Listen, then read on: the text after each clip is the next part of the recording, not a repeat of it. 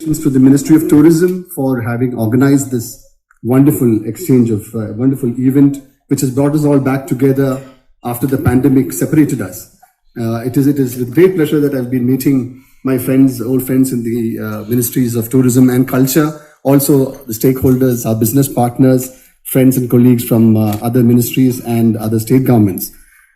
This is a very important opportunity, and I should also thank the Karnataka Tourism Department and the Honorable Minister for having hosted all of us here in such a wonderful manner.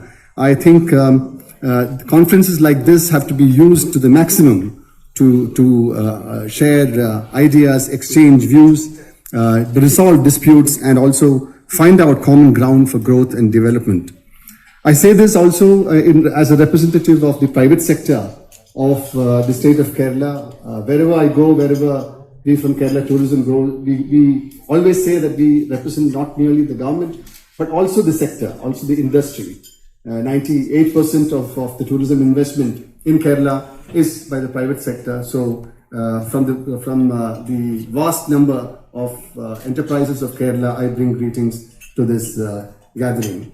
Sir, I say this because this conference is important for all of us as we struggle to get back on our feet, as we try to revive our businesses. I believe that the jobs that we are given as government officers and managers is to help our private sector to come back on their feet and to support their efforts and to find solutions, if possible, to the problems and prepare strategies that will help bring back the business that was lost.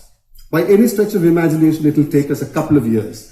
So 2 more years of hard work to reach the pre-COVID-19 pandemic time again. And this is the 2 years, I believe, that all of us in the ministry and in the state governments, we have to work very hard to support and strengthen the efforts of our businesses. Sir, I will not do a marketing and sales talk, a pitch, because I believe we don't need to convince each other about our products and our experiences. Instead, I would like to emphasize the fact that the synergy that exists in the southern states has not yet been realized. The potential that we have, if we collaborate and if we share things, if we work together, has not been realized. And that is something of concern to me, having worked over 25 years in the sector. We have been talking about a very rich and collaborative movement among southern states. And it is a matter of concern that it's come in bits and starts, but we haven't yet got our act together. So I think we should not be wasting more time talking about what we have to people who are not really buyers of ours, but we need to talk about what we can do together. For instance, I will say from Kerala, 90% of my business is domestic. And out of that 90% domestic business, 90% is contributed by Karnataka and Tamil Nadu, which means that we depend entirely on the visitors from Tamil Nadu.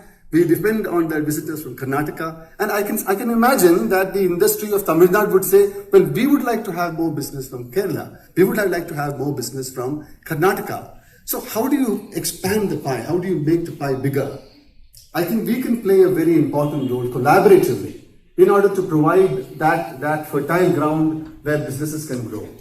I know that there are business organizations here, the SIHRA, the IATO, organizations that are not restricted to a particular state, but cut across states. And they have ideas about the region that we should listen to. Because I believe that there is a lot of very, very interesting ideas that can be put into practice, and that will together give us more business. We can share that business together. We can ease out the problems between states to make sure that business is conducted smoothly. For that matter, I would like to congratulate my young colleague from Pondicherry who raised these points here, and I think was the first person to flag that I need these things from these states, I need this from this state, and I think it's an important thing.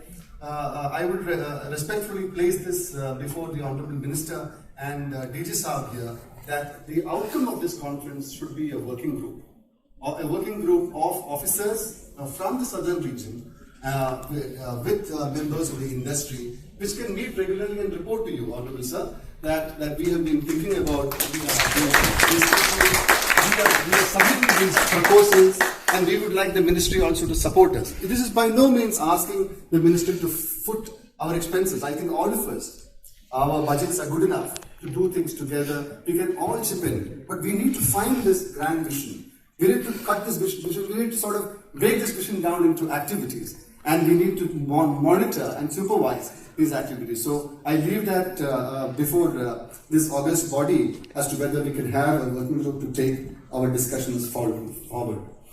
In that matter, sir, may I also raise another point that came to my mind. In the morning address, a mention was made here about our missions starting to do tourism.